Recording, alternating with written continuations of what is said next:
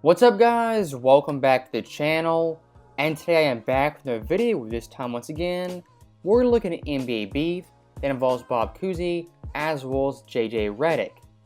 Yes, you heard that right, 93-year-old Bob Cousy is beefing with ESPN star JJ Reddick.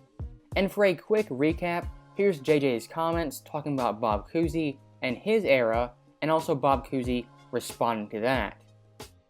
Did he ever shoot over 40%? Probably 39, 40%. Different kind of game. Not once. It's Not fair. once. That's fair. You also had 29 assists in an NBA game. Oh, well, you know, he was being guarded by plumbers and firemen. How about Bill Russell, the aforementioned? Not too bad a player. Wilt Chamberlain, remember that guy? He wasn't bad. I recall. I guess he must have fought fires as well, but in any event. So a pretty quick recap of both Bob Cousy as well as JJ's points. And once again, it's old school NBA versus new school NBA. And being an objective viewer, I think both these guys have valid points as well as a couple of holes in their overall arguments.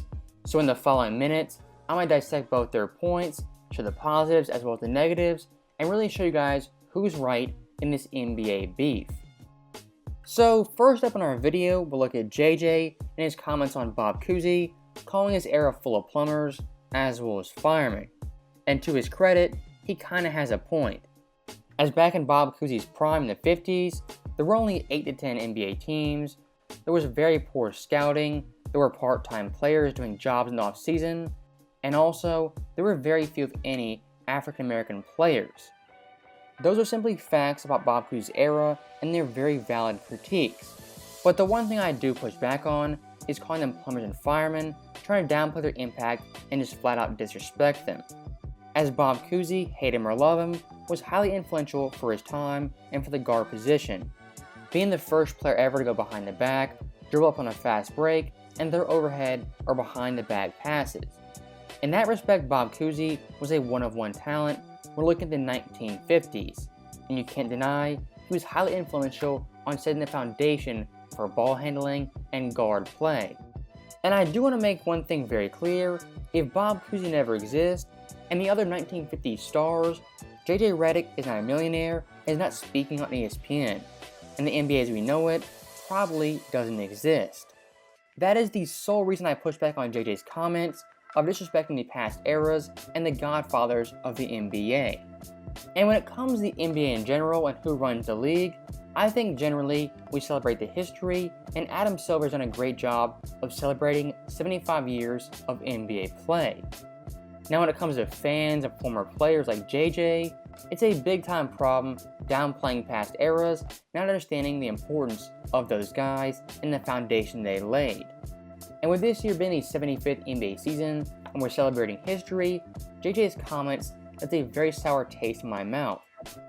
As if you go down his line of thinking, 35, 40 years of NBA history, it doesn't matter, and those guys' impact is inferior to guys in today's NBA.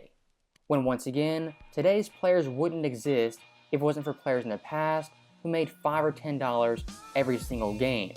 People like JJ should quite literally be on their knees thanking Bob Cousy for allowing him to be a millionaire and go on ESPN.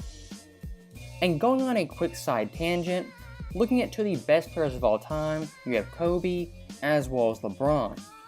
And those two guys understand NBA history and respect the past legends.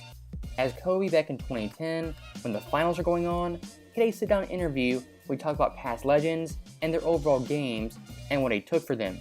He referenced Oscar, Jerry West, Bill Russell, Magic, Elgin Baylor. Kobe watched all the past legends and was quite literally a student of the game. And when it comes to LeBron James, it was a very similar sentiment, as in the 2018 All-Star Game, I vividly remember him thanking Bill Russell, Jerry West, Dr. J, as well as Kareem, for what they did to the NBA and laying the groundwork for someone like LeBron, as LeBron clearly understands his life wouldn't be the same without those guys' sacrifices. And going full circle in this video, a lot of NBA Twitter, NBA Instagram, the trolls online, they were applauding JJ Reddick and his comments about Cousy. And why that is because JJ was speaking their language, speaking like a troll in the NBA Twitter comments. And if I could ask JJ one question in the NBA Twitter trolls, I would ask them this.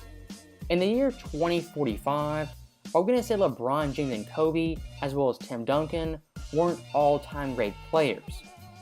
Are we going to say Kevin Durant, Steph Curry, Kawhi Leonard played SoundCloud rappers and Twitch streamers?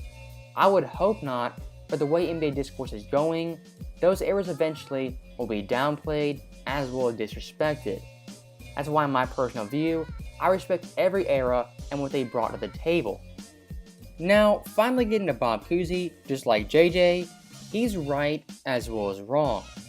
As looking at his audio clip once again, he brings up a lot of big men as well as 1960s stars, when for Cousy, his prime was the 1950s and was most successful.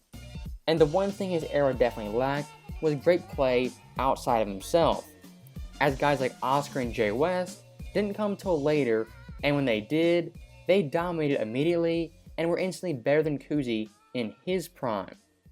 Once again, for Bob's era, that's a valid critique and a valid criticism. And when it comes to the CP3 vs. Cousy debate that started all this, here's how I look at that when ranking all-time great point guards. We're looking at both these players, they're all-time great point guards. And of course CP3 in a vacuum in 2022 is better than Cousy in 1957. But when looking at Cousy, undeniably he was more influential for his time period and was the better player for his time period relative to his era. And even with that being said, I would still say CP3 is the greater overall player. That's my personal opinion and how I break it down. And one more point I will make, if you take Bob Cousy from the 50s and transport him instantly in this era, he would not survive in the 2020s. The athletic ability, the strength, the speed would simply be too much for Bob Cousy from 1957. Yes, it is hypothetical, but looking back at the film, for his era he was great, but for this era, he simply does not compare to the modern day point guard. And the analogy I would use to think of this, think of the first ever phone in 1876. When that phone was invented, it was groundbreaking and monumental. Now look to the 21st century, and just look at the iPhone 5. Was it really groundbreaking or monumental? No, not really. But in a vacuum, was it better than that phone in 1876? 1000% yes. But once again, looking at that phone back then, in 1876, you would not get the iPhone you have today without that phone being a pioneer for all telephones. That's the kind of analogy I look at when looking at Bob Cousy and someone like Chris Paul. Bob Cousy started it, and without him, you wouldn't have Chris Paul or the modern day point guards. As once again, all eras, they build off each other, they get better, they look back on eras, and they take those things and add them to their own game. And my final point on Bob Cousy and 1950s basketball, I'll say a couple of things. I respect him as a pioneer of the game, I respect what he did, I understand the weak points of his era, and lastly, I don't trash 90-year-old guys who played 70 years ago in a different universe. As looking at 1950 is not comparable to 2020. I would say even 2000s basketball isn't comparable to this era in terms of overall play style, looking at defense, as well as three-point shooting. And if you put a gun to my head and said who's right in this debate and who's right in this argument, I would say both guys have valid points, there are holes in both their arguments, but both guys are right and they are wrong. But I think Bob Cousy has a more valid point for respecting past eras and not calling them firemen as well as plumbers.